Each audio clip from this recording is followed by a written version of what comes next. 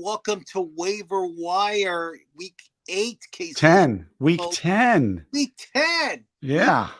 I don't even think Week 8. I don't know. It's only the Memorial Day blues I have. We have a great show today. A lot of stuff going on in baseball. We'll talk about it. We'll tell you to add. We'll tell you not to add. I don't think Ronald Acuna's on the ad list this week. Casey Shanfold, is he? I don't think so. Although in dynasty leagues, he might be a good trade target if you're out of it already. Yeah, I mean, maybe in. Let me just fix my. Actually, I'm not using my camera today. It's not operational. So yes, we have a great show. I'm excited. Let's talk baseball, Casey. Let's talk about Ronald Acuna. He's out for the year. Yeah, the Braves have it pretty rough. They've lost Spencer Strider and Ronald Acuna, their best pitcher and their best field player. Yeah.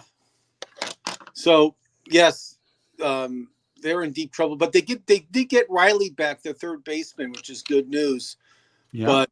But you know, they were the heavy favorites to win that division. I'm sure they still are. But again, fantasy wise, they still have some key players, of course, as we all know.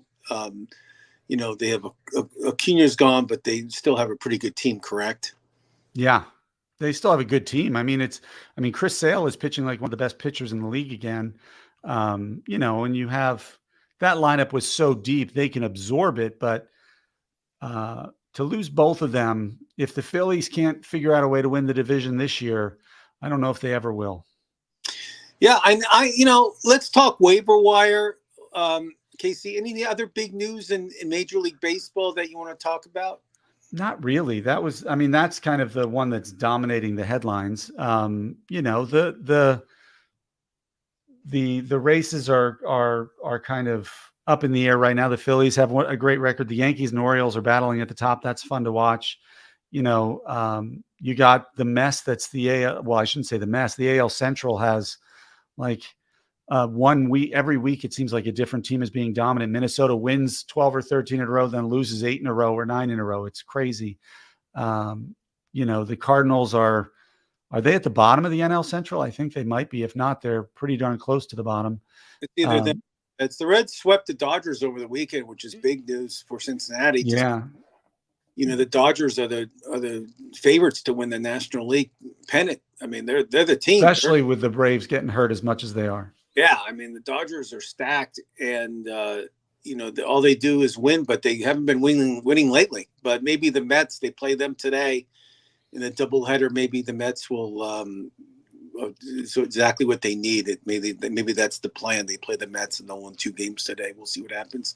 Let's talk waiver wire. Casey Shanfold, who's your number 1 waiver wire pickup this week? Well, I gave our cover boy to Joey Ortiz of the Milwaukee Brewers, mostly because he has a starting job. He's under 60% owned. I think he's 44% rostered right now. He qualifies at the 2 weakest positions in fantasy at second and third base. He's going to be he's hitting 305 in May with 4 home runs. He's scoring 9, knocking in 10. He's never going to be a huge power hitter, but if he gets on base, he scores a lot of runs. He can give you double-digit home runs and steals at 2 positions, which are incredibly shallow. To me, he is a priority pickup. I like it. Somebody I like that's pitching today is Cole Irwin of the Baltimore Orioles. KC, his ERA for the year is 2.84, whip 1.13, 36 Ks in 50 innings, which isn't a great strikeout stat, but still, Cole Irwin plays on one of the best teams in the American League. He's consistent. He has a great fastball. And, you know, it's so hard. I was looking at the under 60% today on Yahoo. Yeah. There's really not much. It's really like bottom the barrel stuff going on. I mean, it's really not the greatest selective, you know, people out there that I'm like, oh my God, you got to pick up this guy. Those days could be numbered. I mean, there's not much out there when it comes to waiver wire pickups. Do you agree? Yeah, it's not very deep right now. There are some good names out there, but you're not going to get guys who you pick up who you can plug right in and expect to finish the season. On the pitching side, I noticed the available players under 60% tend to be the bigger names tend to be ones who have good ERA and WHIP, but very low strikeouts. And so if you're looking for the, the Dan factor of a K per inning, you're not going to really find that on the waiver wire. Like Andrew Abbott of your Cincinnati Reds, who we both love, last 2 starts, 14 innings, less than 2 runs given up. I think only 1 run, less than a 1 WHIP, but only 6 strikeouts in those 14 innings. So that's the stuff you're kind of looking at with players on the wire. You're not going to get those elite strikeout numbers. Maybe if you look into the relief core, but not amongst the starters. Yeah. And somebody else I like also for the Houston Astros is Jake Myers. He's available in like 75% of the leagues right now. His batting average isn't that great, but he steals bases. He has some power, and he plays a potent Houston Astro team. So I kind of like Jake Myers as a pickup. Just to, as I mentioned in the past, I said Memorial Day is like D-Day basically when it comes to baseball and with players. And if they're not producing, like let's say Cedric Mullins, who's hitting under 200. And not stealing the bases like he usually does. People like that in a redraft league, I don't mind dropping these people. I mean, I'll pick up. Cedric Mullins is one, as you know. I may have been wrong so far with my Ellie De La Cruz bust pick, which you like to throw out.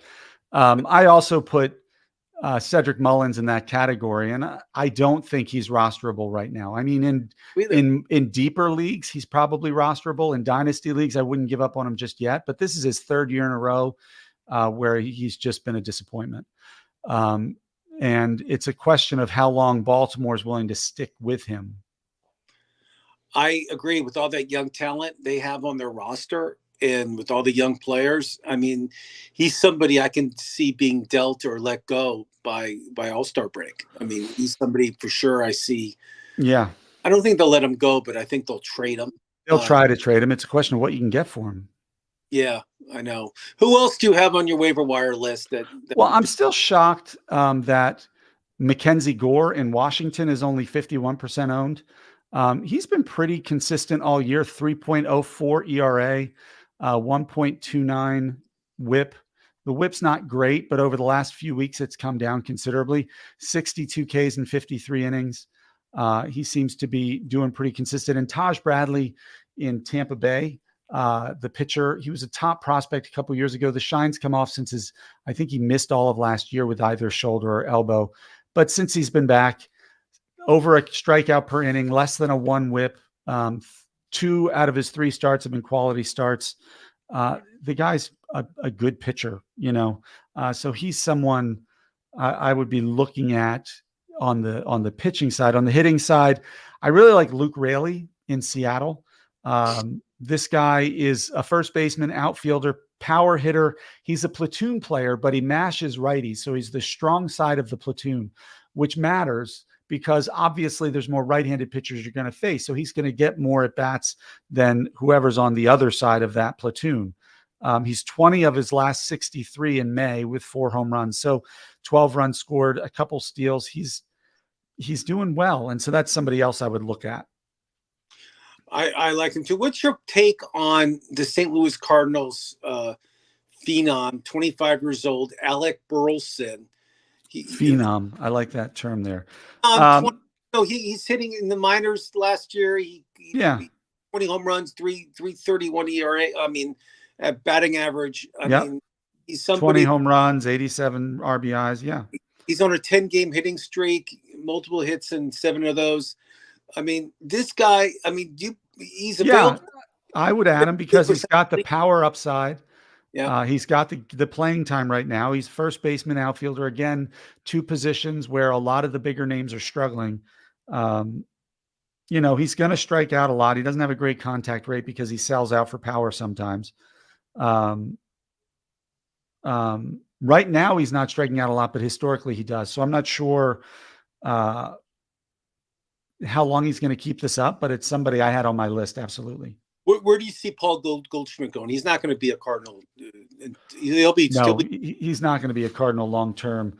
It depends. If I quite honestly, I think if the Reds keep winning, he would look nice on that Reds team, especially with Christian Encarnacion Strand struggling as much as he is.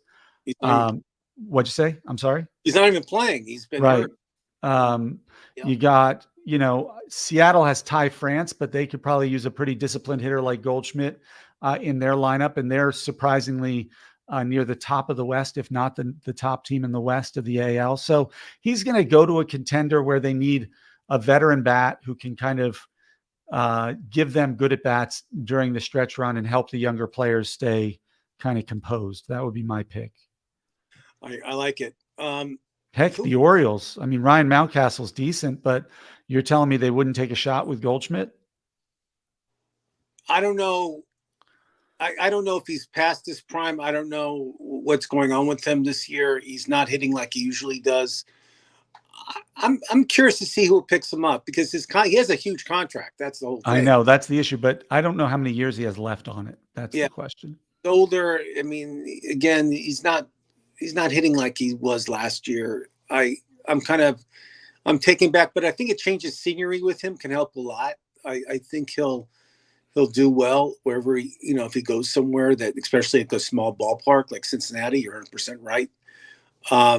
But I'm interested. I think there'll be a lot of deals going on during All-Star break. I think we'll see a lot of the big veterans leaving these teams, and like the St. Louis Cardinals will probably get rid of 3 or 4 players, I imagine, because they're just not playing well. And and I see a lot of these other teams that are in contention will just beef up and get these hitters and pitchers, and that's where we come in and we can help you of like certain closers who go to these big teams. Will help them a lot, obviously, and it's going to be that's the stuff you got to pay attention to. It's the All-Star break is very important for fantasy baseball, very important. And we'll talk about that in July, obviously. Who else with waiver wire this week, Casey? I'll mention a name. You tell me what you think. Tommy Pham. I like him. He's still hitting over 300. I mean, this guy. Yeah. I mean, this guy's going to have he's on pace for a 25 home run, 25 stolen base season right now. And he didn't even do spring training. No, he can get you 5 categories. There aren't a lot of guys on the waiver wire that can get you all 5. And so he's definitely on the list. I don't know how long he'll keep it up.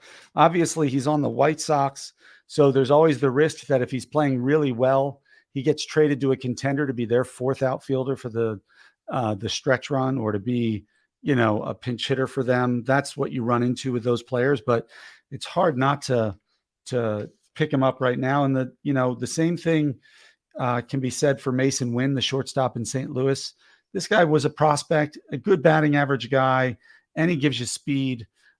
He's playing every day at shortstop, 7 steals, a 300 average, 15 RBIs. Again, he's not going to hit for power. He's never going to hit for power. He's not elite at any one category, but if you're trying to recover from the Xander Bogaerts injury or something like that, and you need a shortstop, Mason Wynn is a guy who can certainly help you stay in the race at that position. I like it. What's happening with your guy in Washington, James Wood? There is no reason why he's not up right now, other than I don't know. He's batting .350 with 8 home runs and 10 stolen bases, over 1,000 OPS, almost as many walks as strikeouts, 33 to 37. He's 6'7" and still able to draw walks. That's pretty impressive. So he doesn't hit the ball in the air much. Like he's going to have to work on his launch angle, is what everybody's saying. But I mean, those numbers speak for themselves. Their current starting outfielders include Jesse Winker, who you know well from his days in Cincinnati, and Eddie Rosario, who's certainly past his prime. So he should be up. There's no other reason to keep him down other than somehow manipulating his time, his service time. What's your take on Cade Povich? Cade Povich, he's the left-handed pitcher. He's the Baltimore one or the Chicago one? There's Cade Baltimore. Yeah, Cade Povich. He's a big lefty, throws hard, gets good strikeouts. allows a lot of traffic, but seems to get out of danger a lot. And I think the concern is whether or not he'll be able to get out of that same danger against major league pitching. But is Grayson Rodriguez back yet? I'm not sure. I know Means went back on the IL. So again, he's one I would stash. He's not, I don't think he'd be a priority stash the way either James Wood or Junior Caminero would be on the offensive side. But you certainly can't argue that he doesn't deserve a chance. Well, his ERA is so close to 2Ks, and his K percentage per 9 innings is 12.27. Yeah. I mean, this guy's throwing. This is AAA. We're talking about Norfolk, Virginia. But he has heat, and Grayson Rodriguez pitches today actually for Baltimore, and but it's always good to have another starter out there. Yeah, I mean, totally agree. I mean, all Baltimore needs is more and more starters. Somebody else that impressed me yesterday, and we talked about him. I just love his name. It's a great name for a pitcher. Is Robert Gasser for the Milwaukee Brewers. 7 Ks yesterday, pitched a beautiful game, got the win for Milwaukee. He owns his ERAs like 2.65, his whip's 1.12. I mean, he's been like a machine. I mean, this guy had one bad start, but yeah, after that, I mean, he's been lights out. Yeah, he's not a strikeout guy. I know he had 7 Ks yesterday, but that's not his game. And that's the thing that prevents him from being, I guess, the top, one of the top pickups. Okay, Pistol RX. How are you, Pete the pharmacist? It's nice to see you. I had a number 1 pick in 3 of 7 leagues I play in. I took Acuna first in all 3. Yeah, that's just crap luck, dude. There's not, I mean, it was obviously that he was the unanimous number 1 pick, so you're not alone. It's just, it's brutal. There's not much you could say. My recommendation is next year when you're drafting the 1 pick, don't pick the league MVP. I think every time a league MVP wins, I just think he either gets hurt or he has a bad year the following year. Or trade the pick and try to get extra picks. Yeah, or just trade it. Because yeah, I mean, look, Pete, if I had the number 1 pick, I was taking Acuna. There's no doubt. He's coming off of a 40-80 season, for crying out loud. Like, it's the greatest statistical fantasy season in the history of baseball since they've been keeping those sorts of statistics. So, I mean, you just got crap luck. That's just all I can say. Yeah, I mean, I luckily did not have the number 1 pick in any of my leagues. No, I didn't either. I didn't get it. I didn't get any Acuna action at all. I didn't get a taste of him in any of my leagues. And he's. Oh, are you there? For him during the season, but everybody just denied me. But now I'm sure they're kicking themselves, wishing they took some of the players I was offering. But again, it's part of the game. It's what happens. Yeah. And, Casey, let's talk shortstop. This phenom, I love saying that word. This kid who plays for the Marlins, Otto Lopez. This guy's going to, I think Tim Anderson's going to lose his job. I think this guy's, I think they're going to move on. And I think Otto Lopez is going to take his place. This guy steals, he hits for average. I mean, he has power. I mean, what? Well, who's playing second base now that Arias is in San Diego? Vidal Brujan. Oh, Vidal Brujan. Okay. Yeah. He's another prospect. Brujan came up with the Rays and was a top prospect for more speed than power, but they said he could have all 5 tools. Yeah, Otto Lopez, I mean, on the year is batting 270, has a couple home runs, a few steals. I don't know if I'd say phenom. He's struggled lately with a 237 average over the last 2 weeks and only 1 run scored. So I think I'm gonna pump the brakes on calling him a phenom, even though you like that word so much. My word of the day. Basically, who else are you picking up in your, he's been doing great for me. I picked him up because I had some catcher problems. So I picked him up just because he was hitting over 300 like a month ago, and he's still doing it. Is Connor Wong of the Red Sox. This guy, all he does is hit. I mean, He's batting 344 for the season. His OPB is 578. His Yeah. 370. I mean, this guy is just he's a backup catcher, but he's playing a lot. I mean, they got to give this guy at bats, no? I think they should. Yeah, and you got Danny Jansen in Toronto as another catcher who can give you some power. And he's lightly owned at this point. But yeah, I mean, Connor Wong, I don't know how long he's going to have that job, but he's certainly holding on to it right now, and so he's worth adding in that respect. Um, I'm Look, not. we're talking about catchers. What's your take on David Fry for the Guardians?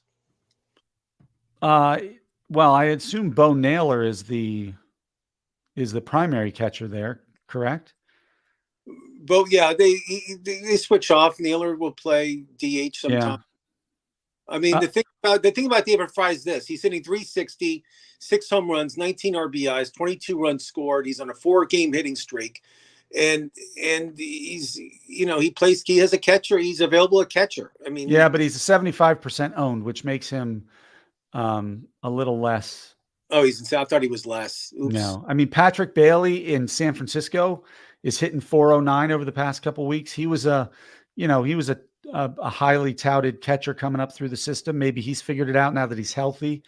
Kybert Ruiz in Washington is hitting the ball well. Logan O'Hoppe, who we've talked about, and I was high on in Anaheim. He's got 3 home runs the last couple of weeks. This guy, power was his calling card.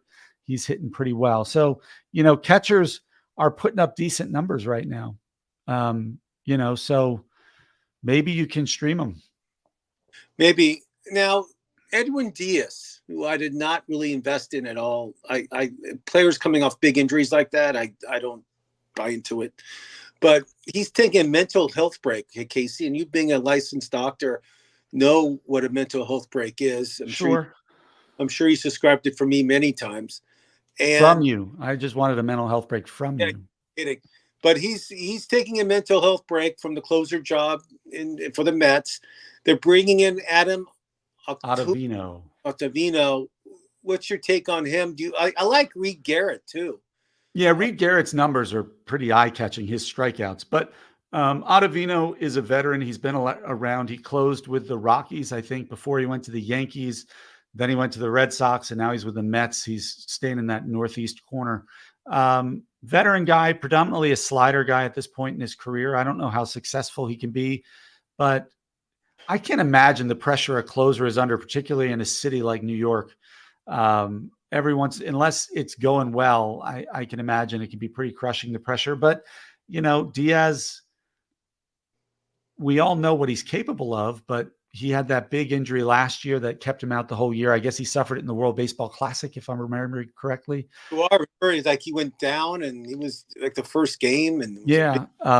So hopefully running thing what was going on. I remember the whole thing. Yeah. Hopefully he takes a break and figures it out. Right. And gets back to being dominant. I know a lot of people drafted him early as their top closer. So hopefully they're running out to get Ottavino and Reed Garrett if they're available in his league. Right. In case anybody else we're missing in waiver wire, then we'll end the show. Anybody else? The only other priority minor league stash I would put out there is Jason Dominguez of the Yankees. I've talked about him a couple times now.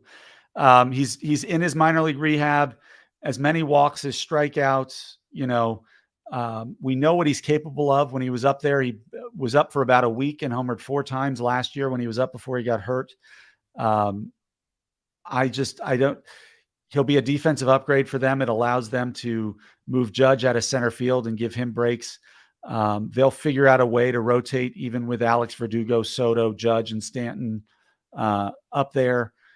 And, this is a 5-category guy who's 20 years old. I think he was the largest signing they've ever given an international prospect at the time. That he was 16. They call him the Martian because his skill set is supposed to be not of this world. He would be the other priority stash. I like it. I think that Dominguez, when he's, I don't know when he's coming up, and I don't know whose spot he's taking. Maybe you would know, but I feel that he'll be up soon, and I think the Yankees will have to are going to be forced to play him. I don't see him sitting, riding the bench. I think he'll play every day. No. If they call him up, they should play him every day. Yeah, you don't want to call up a prospect and not let him be a prospect, not let him develop, and he can't develop sitting on the bench. Yeah, I agree. Okay, Casey. Well, that's our show for today. I'm trying to think anything else going on in baseball, but we'll be back Thursday at 1 o'clock Pacific, 4 o'clock Eastern, with Dr. Dan Ratner. We'll talk more strategy. Maybe we'll throw some waiver wire picks in there. Yeah, I'm sure we talk about everything. We talk, but thanks everybody for watching, and we'll see you guys in 47 hours. Thanks for watching. Wow. Yeah. Look at that. Nice.